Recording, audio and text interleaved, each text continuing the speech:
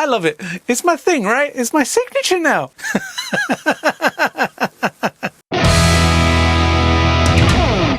Yo, what's going on? Welcome back to Sunday Coffee, Guitars and Tones. This is a show at the end of the week where we get to hang out, have a coffee together and just chill and talk about music and guitars and tones and pedals and pedals and pedals like we're going to do today. Yay!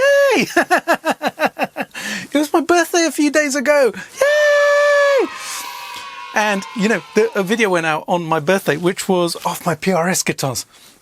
And I hope you guys enjoyed it. If you haven't seen it, go and check it out, because I've had these for 3 years now. I've been playing PRS guitars for 3 years. I bought my first one on my 50th birthday. And yeah, 3 years later, so I'm 53. I'm 53. Look, you can tell by my big white beard, right? You know, when I look back at my old videos, I notice how kind of like the beard gets longer and longer and longer. Honestly, but I love it. It's my thing, right? It's my signature now. Anyways, I hope you've all had a really great week. I've had a fantastic week. I've been away for a few days, staying in a wonderful hotel in London, eating some really excellent food, spending time with my wife, and just being a tourist in London. I actually grew up in London, in West London, but we go back now and then because we live in Brighton now, which is on the south coast. But we go back, stay at a hotel and be tourists and go and see the sights and do touristy things.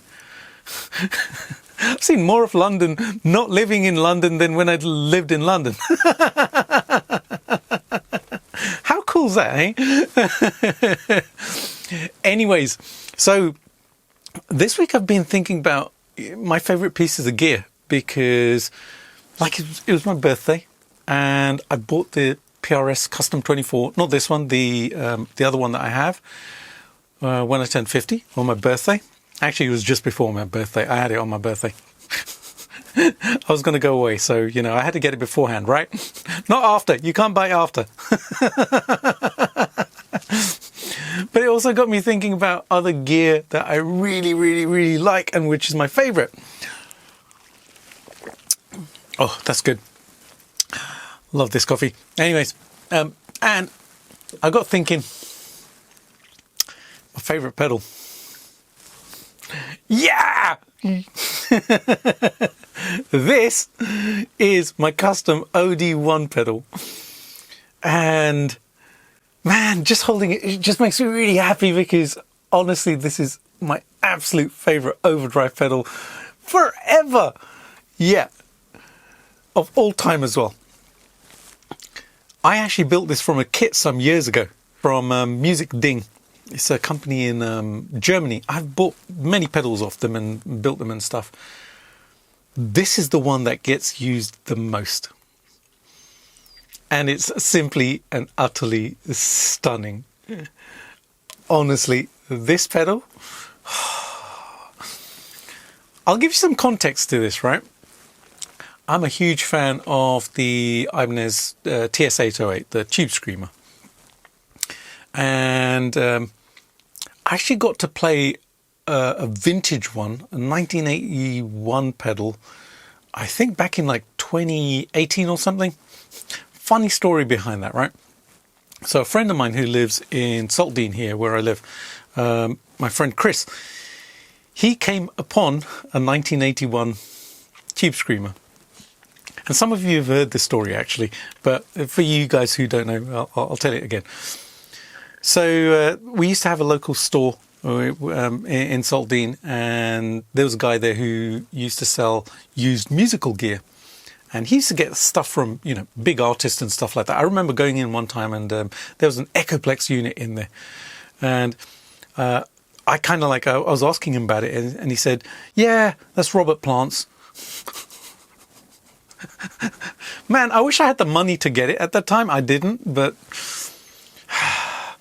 geez, can you imagine an EP3 owned by Robert Plant? Anyways, so my buddy Chris is in there one day and he's buying some other stuff. I think he'd bought a guitar or something that day, and there was this Tube Screamer in there. So he asked about it, and the guy said, yeah, it's a, you know, Ibanez Tube Screamer.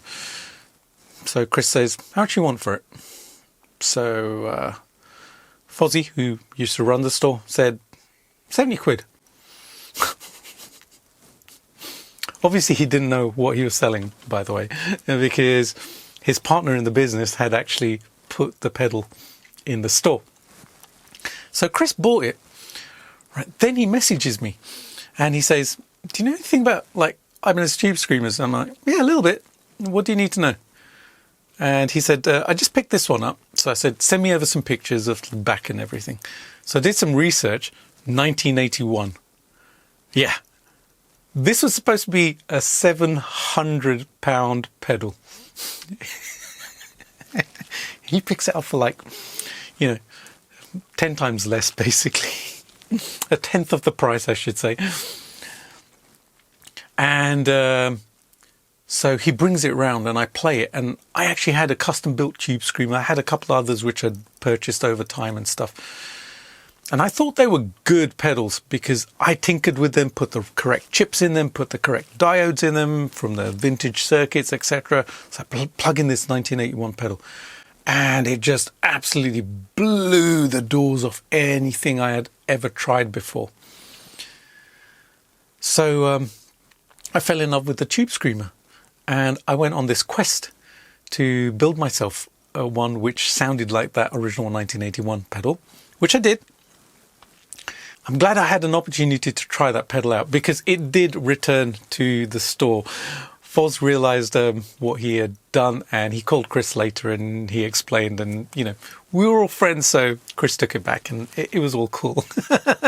It later sold for like £500 or £600. So yeah, it sold for the correct price eventually. But anyways, I fell in love with the sound, built myself one which sounds identical to the 1981 unit. I have it in my studio, used it lots and lots and lots. And I went on this quest to acquire tube screamers. And because of my addictive personality, 25 tube screamers later, I'm not even joking. I literally have like 25. They're all in a box at the moment because they don't fit in the studio anymore. They used to be on a shelf back there, but because I have other gear like my, the Axe FX and the rack gear here and all sorts of amps and stuff, they just don't fit in the studio anymore. So I boxed them up some months ago because I wasn't using them. They were just all gathering dust. But also what happened was I built this. And the thing is, once I built this and played it, as much as I love the tube screamer, I fell in love more with this pedal. This is just incredibly good. This became my favorite overdrive pedal of all time. I would love to check out an original OD1 and I've thought about buying one. And I might just do that, because I'd love to have an original one. And I've heard sound clips of it before, especially in comparison to like an SD one and the new OD1 which Wazercraft had released and stuff. And the OG version just has a thing to it. And so does this. Sip of coffee.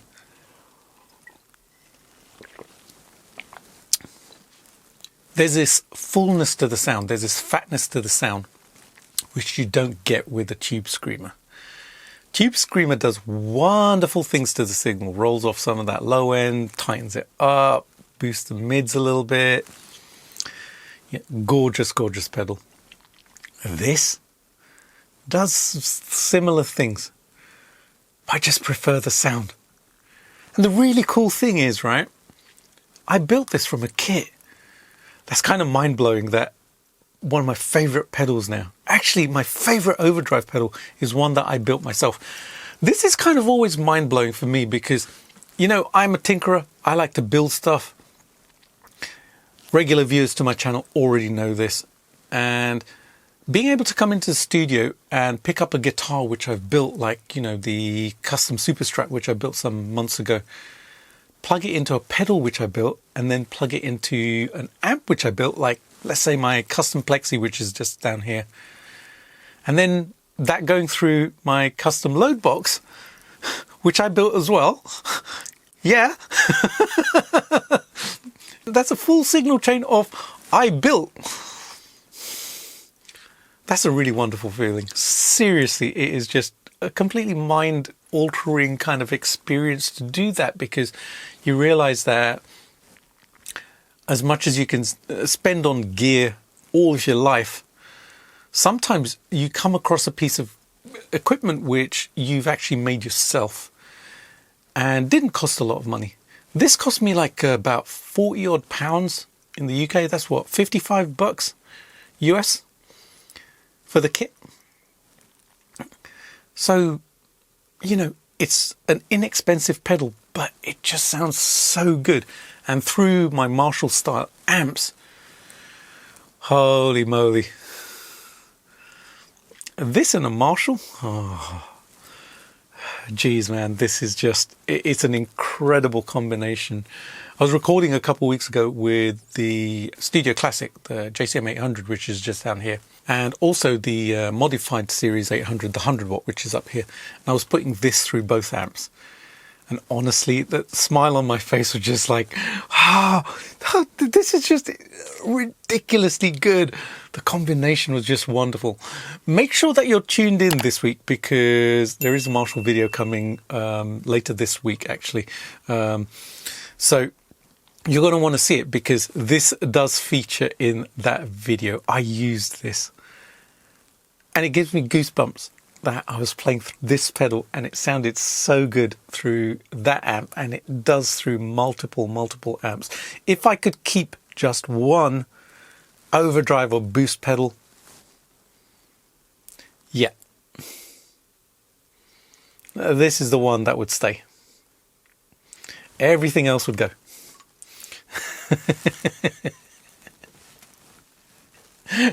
I like it that much. And you know what?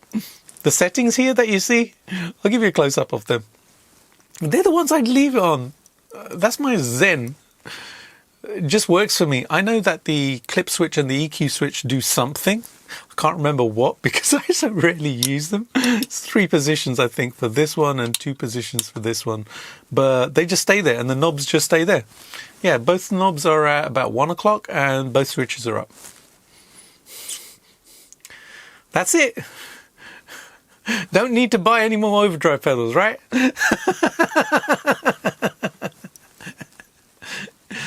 Seriously, this is that super cool. I absolutely love it. I think I'm going to order another one of these kits and build another one, just to have another one, because I want one.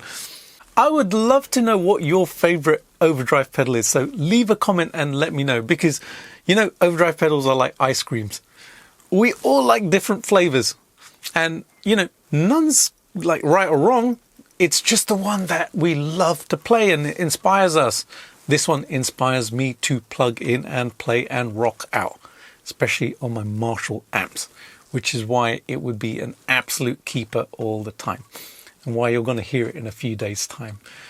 And trust me, when you hear this through one of the Marshall amps, you'll get it. Trust me. You'll totally understand why I love the tone of this. Alrighty, guys and girls, so appreciate you guys hanging out with me today on your Sunday, and I hope you're all having a wonderful day today. Enjoy the rest of your day. Enjoy your coffees. And hey, listen, if you pick up one of my mugs, send me a picture, because I would love to feature you guys on a Sunday coffee sometime, holding a Sunday coffee mug. There are 4 designs. You can check them out on my 4th wall page if you want to. All right, guys and girls, have a wonderful rest of your day. Thanks so much for hanging with me. I always appreciate it. You guys totally rock. Have a good one. Look forward to reading your comments and finding out what your favorite overdrive pedals are. Have a great day. Bye for now.